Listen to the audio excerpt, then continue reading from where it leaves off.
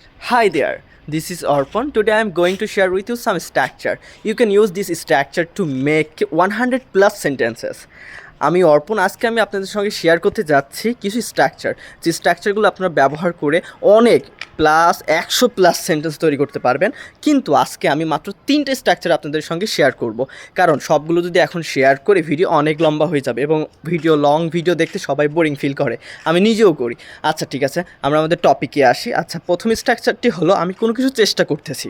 কীভাবে বুঝলেন? এক্ষেত্রে আই এম ট্রাইং টু ব্যবহার করবেন। চলেন একটা উদাহরণ দিয়ে বোঝাই। I am trying to solve my work, I am trying to solve the problem. আমি সমস্যাটি সমাধান করার চেষ্টা করতেছি। I am trying to finish my work, আমি আমার কাজটি শেষ করার চেষ্টা করতেছি। ধরে নেন কেউ আপনাকে ফোন দিল, এই হ্যালো কই তুমি, তোমার কাজ শেষ হলো?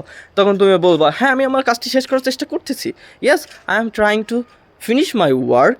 আচ্ছা, রুল নাম্বার 2তে যাই। রুল নাম্বার 2তে হলো দরকার নেই, কোনো কিছু দরকার নেই ক্ষেত্রে আপনি নো নিড ব্যবহার করবেন। যেমন আমার টাকার দরকার নাই, নো নিড টু মানি। আমি জানি টাকা সবারই দরকার, কিন্তু শেখার ক্ষেত্রে আমরা এটা ব্যবহার করব। নো নিড টু ডান্স, তোমার নাচ করার দরকার নেই।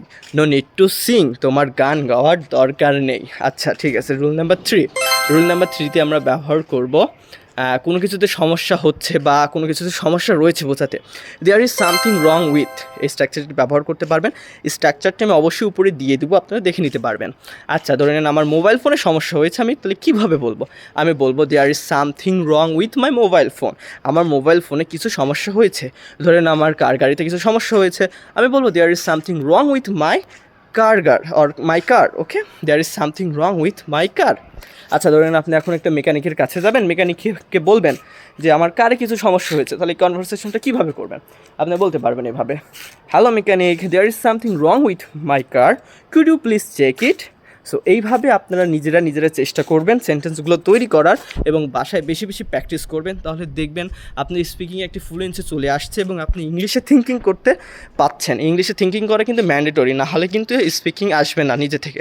যদি আপনার প্রথমে বাংলায় ভেবে ট্রান্সলেট করে ইংলিশ করেন, তাহলে মধ্যখানে একটা বেশ সময় চলে যায়।